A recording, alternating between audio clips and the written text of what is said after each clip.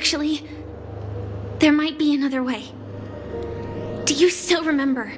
The script said that I will experience death 3 times in the Land of Dreams.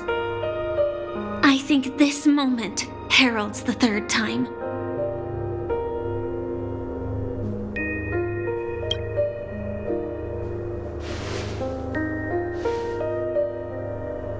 You may already know that I have no way of evoking dreams.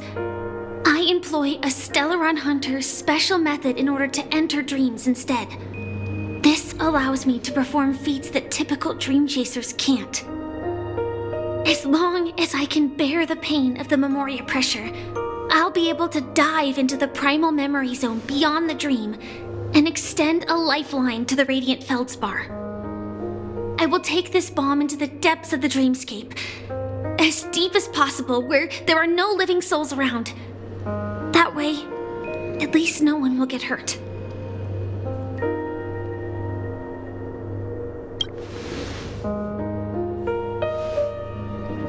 Don't worry. I believe that this Firefly armor will be enough to take me to where I need to go before the countdown ends, and maybe even make it back safely. At present, this is our best and most logical course of action. After all, a long story deserves a happy ending. I have some words to share with you, though they were spoken to me by Miss Acheron.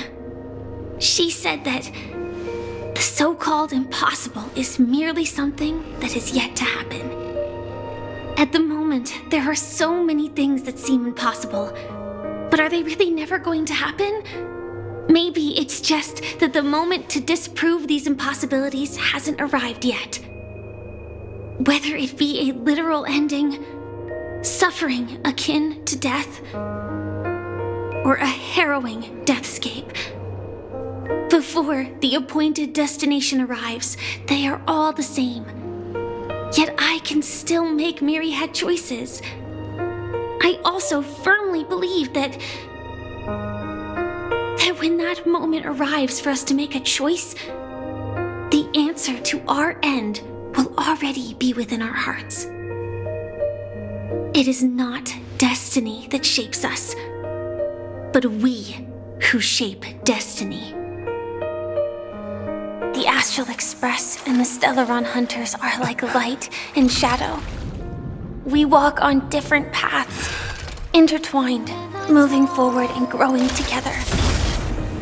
Maybe the end is predestined, but it is not today. Since things are going too well, let's speed up the countdown.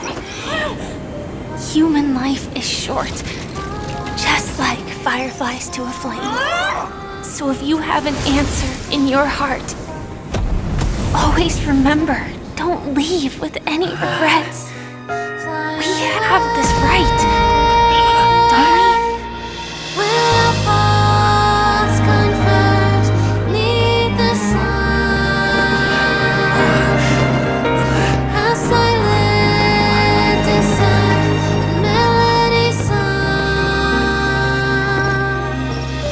Since you care so much about other people's safety, why don't you go take a closer look?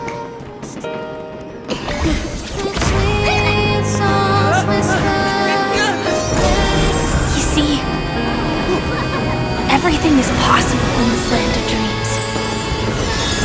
We each came here with our own goals and realized them in unimaginable ways. Regardless if the result was a sweet illusion or a bitter reality.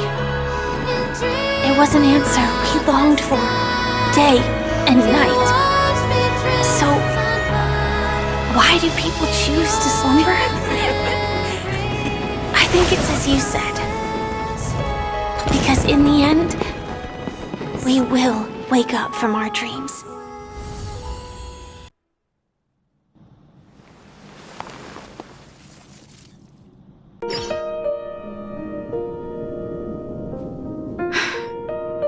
When I arrived, I happened to see a child holding it. He said the flowers were prepared by Aunt Jessie for the watchmaker and the war comrade he'd missed his whole life. Mikhail would place 2 bunches of flowers here year after year. And after he left, it became 3. Your wishes will always be remembered by someone. Now, Penacony, as you hoped, has welcomed the dawn after a long, dark night. The path forward may not be a bed of roses, but at least people are prepared to step forth towards freedom. Tiernan, you can go home now. While the Nameless are also preparing for the next stop of their voyage.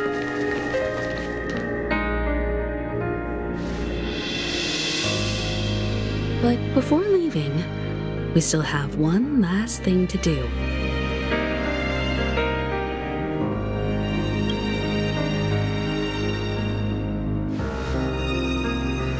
It is my honor. I've said many goodbyes. Yet I am glad that this is the first time I speak these words with a smile. But before leaving, I'm sure you all have plenty to say to the Nameless of the past. A fitting end to the tale of the departed. One could not ask for a better farewell. Go on. They're all here.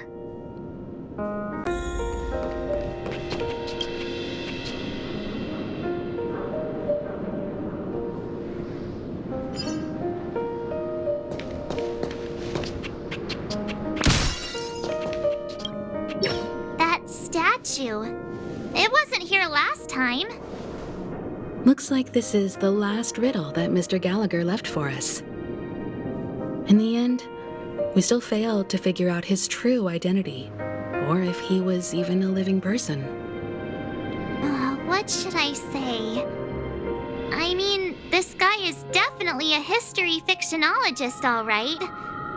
I'm suddenly reminded of the time at the theme park when he said he was only 13 years old. Could that have meant something too? Either way, he's an enigmatic character for sure. At least our journey together in Penacony was real enough. And his loyalty and love for this land must have been real too, right? Gallagher, we raise a toast to you, the slumbering hound. To the festival's invitation, to all lies and the singular truth. If we ever meet again, please don't talk in riddles.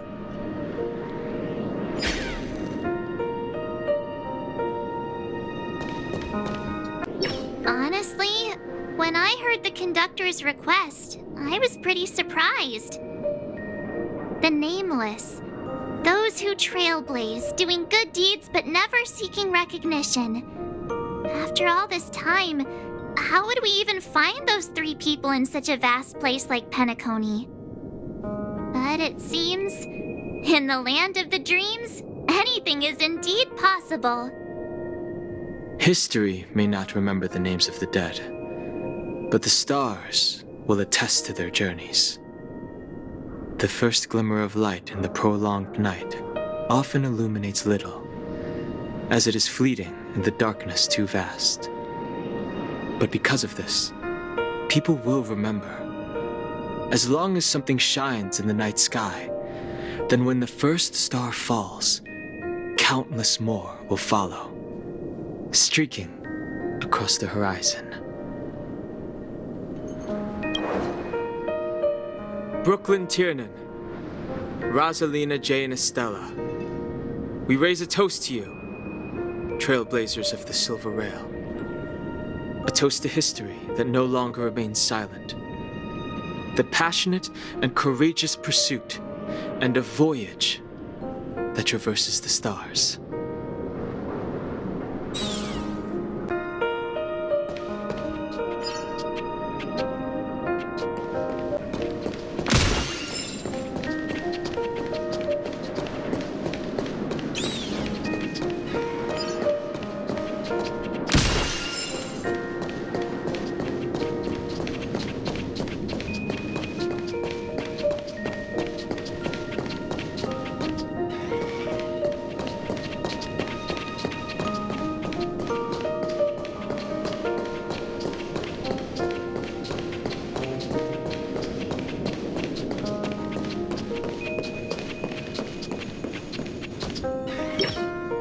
Is the Astral Express ready to depart Penacony? Apologies, Mr. Mika, that we are only now bidding you farewell. Oh, that's all right. You've all done so much for the Watchmaker, and we are forever indebted. Allow me, as the representative of Dreamflux Reef, to make another toast to all the nameless.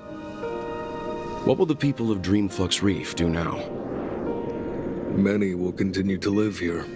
Those accustomed to being awake will mostly have a hard time getting used to a life of darkness with their eyes closed. Though the order has faded, there must be someone to watch over this primal memory zone.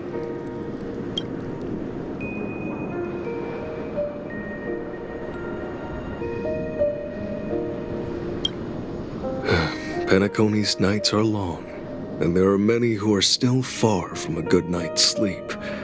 As for the sweet dream over there, we're still managing without it, aren't we? Mika and residents of Dreamflux Reef, we raise a toast to you, watchers of the long dream. To your tenacity throughout time, to each sorrowful night, and to the dawn that is finally upon us.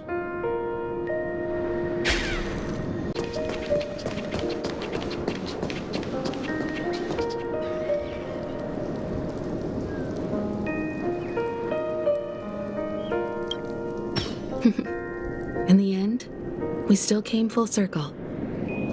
This trailblazing expedition started from the moment you and a bellboy ran into each other. After going on a journey of many twists and turns, they still ended up where they started. Just like a clock's hands that turn round and round, the start and end of each day will always land on 12 o'clock, the advent of time moving forward. There shouldn't be much left to say. This entire adventure started because of you, and should naturally end with you. And then, a new page will be turned.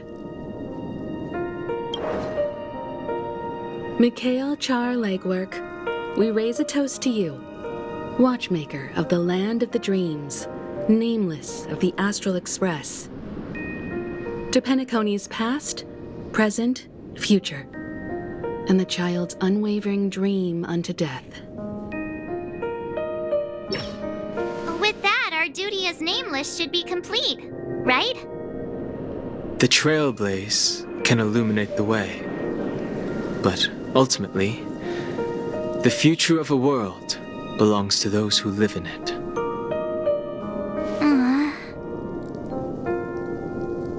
I still feel that Mr. Mikhail must have really wanted to witness this day himself.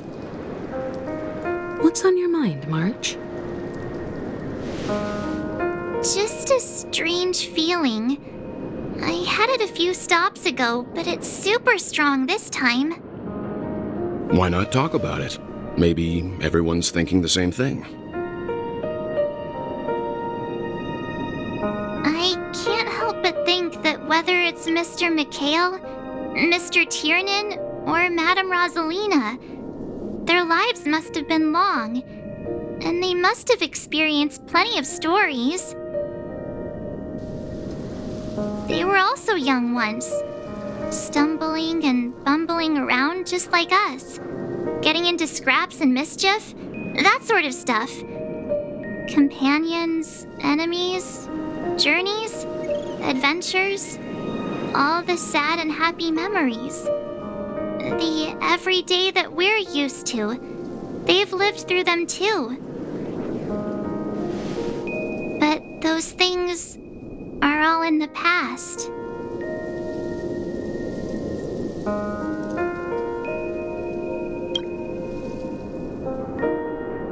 Yeah, maybe that's the precise thing I can't let go of. It'll be easier to understand if I use an analogy. Like when you're reading a book. If one of its characters keeps running into obstacles and experiences an ending full of regrets, we're bound to feel a bit mixed about it, right?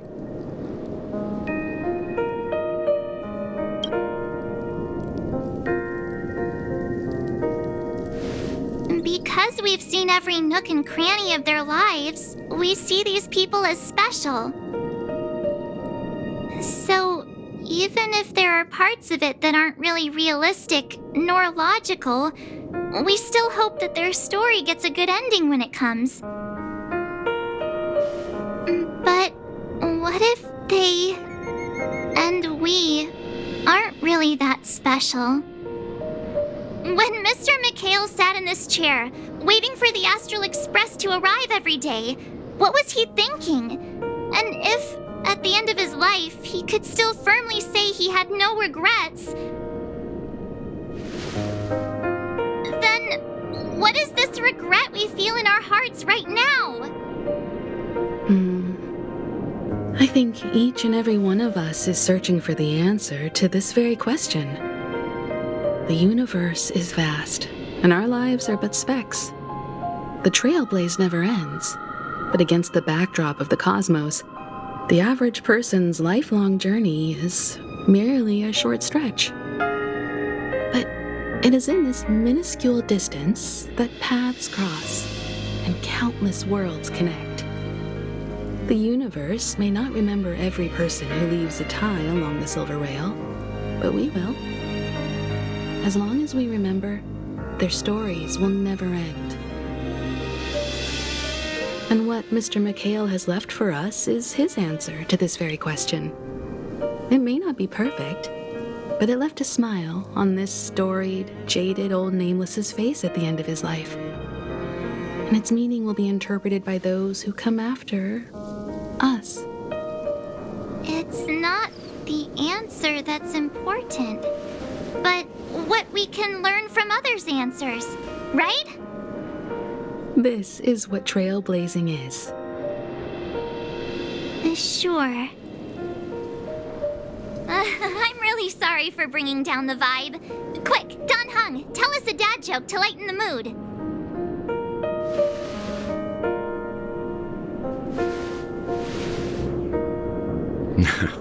It's never a bad thing to reflect. One day, we'll all have to face our own farewells. But before that, we still have a long way ahead of us together. So the most important thing right now is to tell the conductor what we saw in Penacony. Then prepare ourselves for our next trailblazing destination.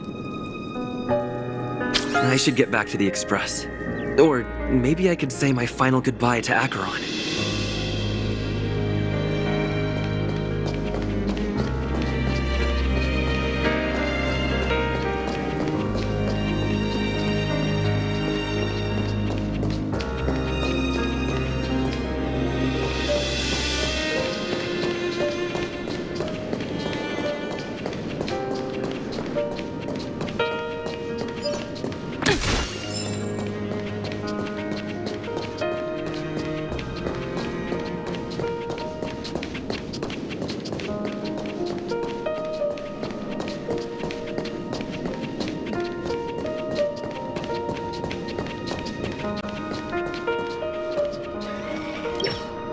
Do you still remember when we first arrived in Penacony?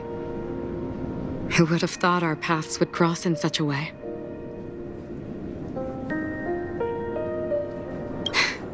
Come to think of it, I didn't even get a chance to formally introduce myself. Simply put, I'm a self-annihilator who was cursed by the Nihility. My hometown was destroyed a long time ago, and the whole world was erased beneath their shadow. In order to fight against the cruel end of self-destruction, I went on a journey in search of a way to sever the chains of the Nihility. After a long and grueling search, I am convinced that my destination lies within the depths of the dark web, where reality and the Nihility are separate.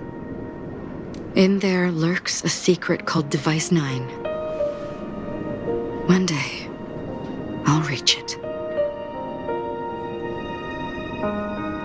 The ocean of stars is vast, and given our destinations, I'm afraid our paths may not cross again.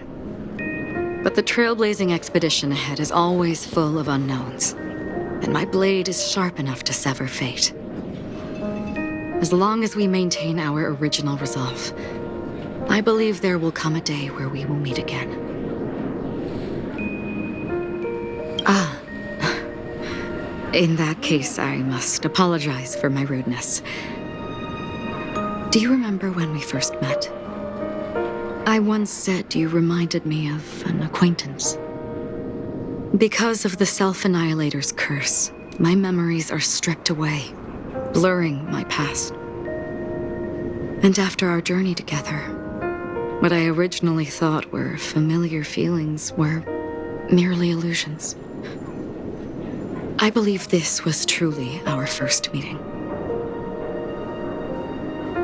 What do you mean? It's improbable that you've crossed paths with my past self. What I mean is, there is nothing left to retrace there. Only nihility.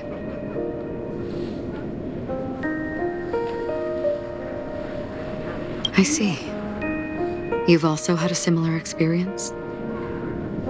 Then you should know that this me and your memory of me are not the same person.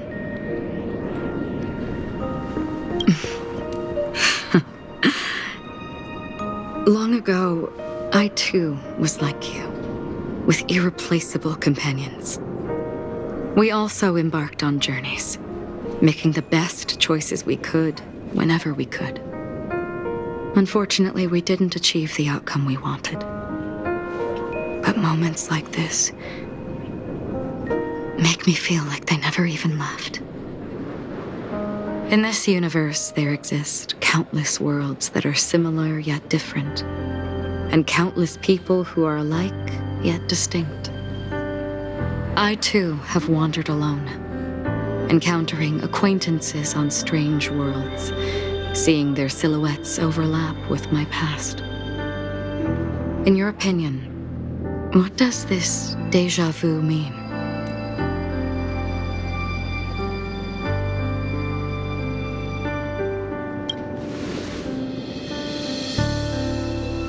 Attachment, desire, longing.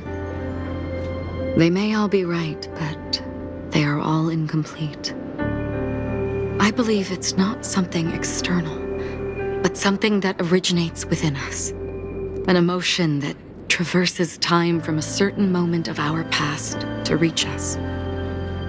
Perhaps it's a source of warmth and happiness, or maybe it brings pain and sorrow. Each time we reminisce on our past, we always seem to notice a tiny but unforgettable instant that we left behind us, along with certain other things that remain constant throughout. That is a summary of our lives, encapsulating everything about us in these moments, proof of our shared path. Within them, we glimpse our own essence, and thus, we truly exist. Just like everyone in this story, hurtling onwards along the path of destiny with passion and courage for the things that breathe meaning into their lives. Set forth on your voyage without hesitation, Nameless, on the path of the Trailblaze. Even if the ending has been predetermined, that's fine. There are countless things that humans cannot change. But before that, on the road towards the end, there are still many things that we can do. And because of this, the end will thus reveal a completely different meaning. This is the meaning of journey. All those things, beautiful before, are still so now. And I believe it will still bloom at the end of the nihility, until we meet again beneath the sun's rays.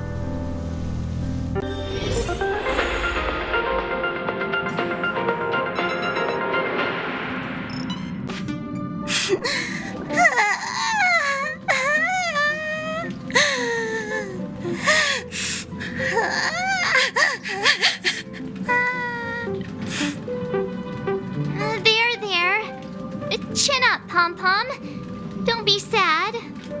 Don't cry. Wow.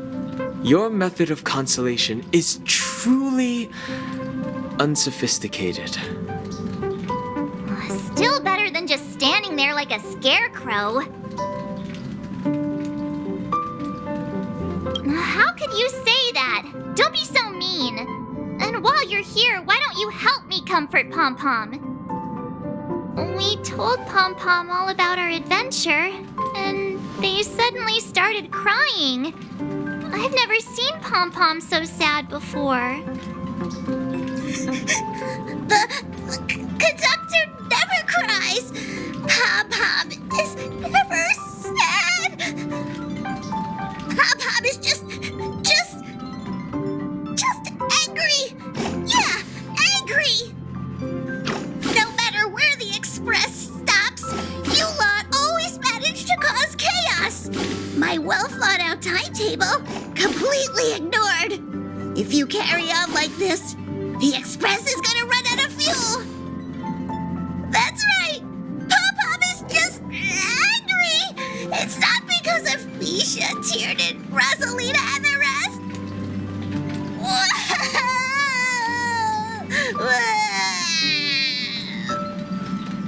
It's okay. Oh, Pom-Pom, just let it all out. Everyone, could you all take a break in the next car? Don't worry. I'll stay here with Pom-Pom. But... Let's go, March.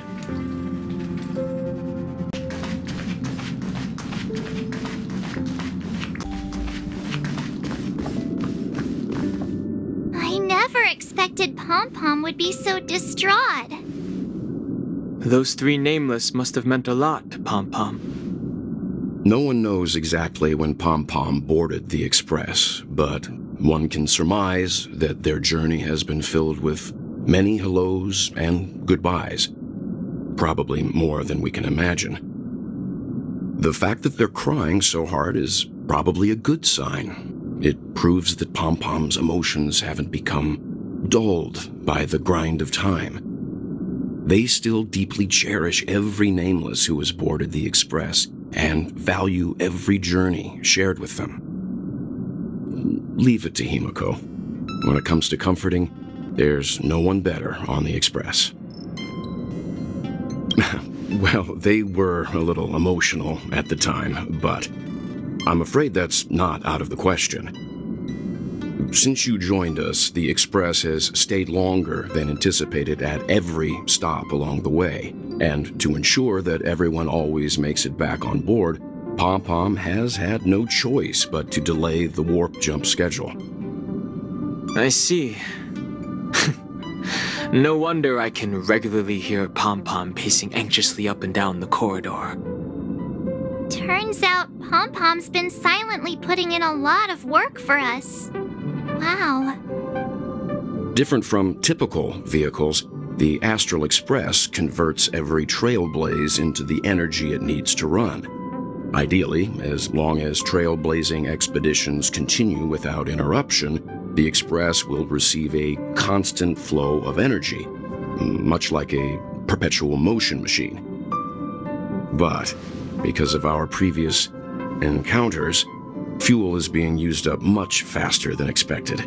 We can probably only pull off 2 more warp jumps at most. Only 2 more? Isn't that super risky? Oh, I don't want to become an ice cube floating around in space again.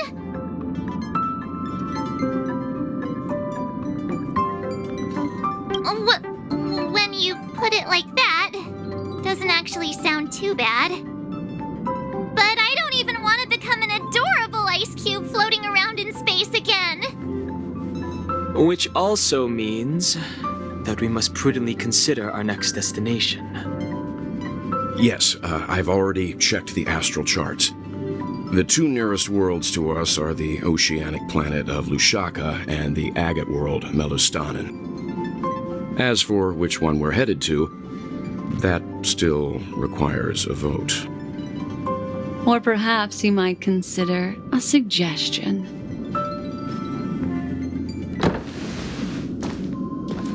everyone. We meet again. It's you! Why were you just in my room? It's a very cute room, Miss March. Just like you.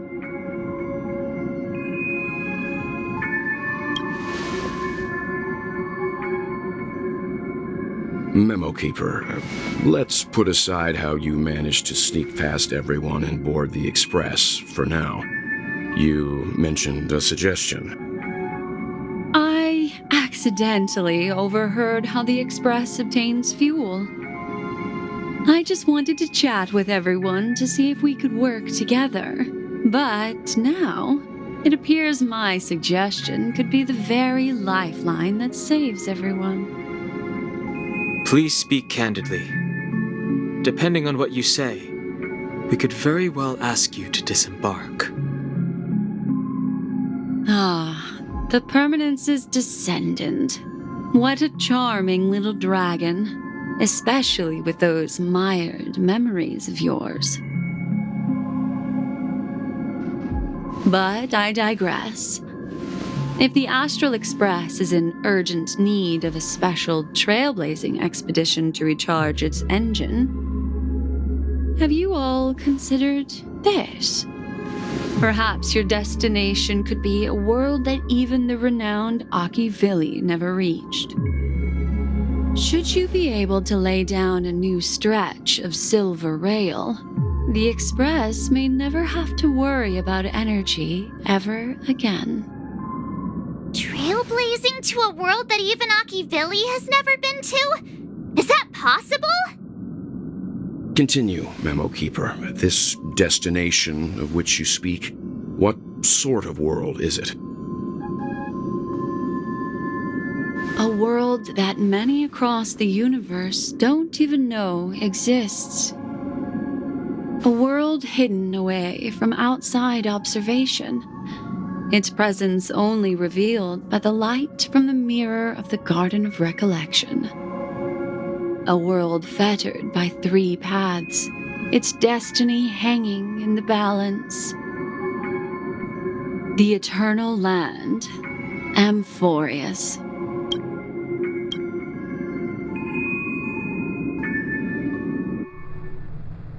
I hope I'm not too late, child. I wasn't expecting it to be you. Don't you know how many sentry posts the family has built? And how hard it is to get you out of here? Looks like my time's up. What do you mean? What time? Negotiation, interrogation, or death. My fate lies entirely in your hands, Lady Bonajade. The dance is done. Why bother with the compassionate pretense and give someone who's about to die the chance to talk? Despite your fall from grace, you still look well. I'm very glad to see that you're so full of verve. Do not insult my pride with half-veiled sarcasm. Have you specially come to see me just to sate your vile vanity? Oh, of course not. I merely came to fulfill your younger sister's wishes, to offer you a generous trade. That is, if you're willing to accept. Robin? To build a true haven where everyone can attain peace. That's the oath between you siblings, isn't it? If I told you there was still a chance to realize this vow, would you be willing to talk to me then?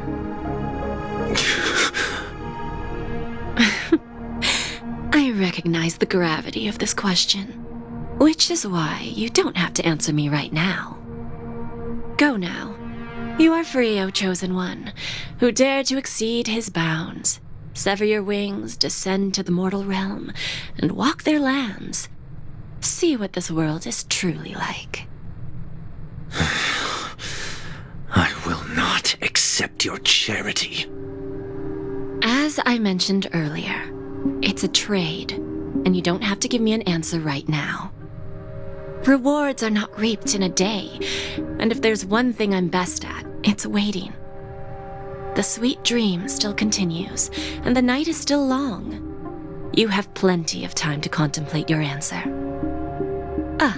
A word of advice for you before we part ways. A word of warning from someone who's been in your shoes before. Life is too short to miss out on golden opportunities.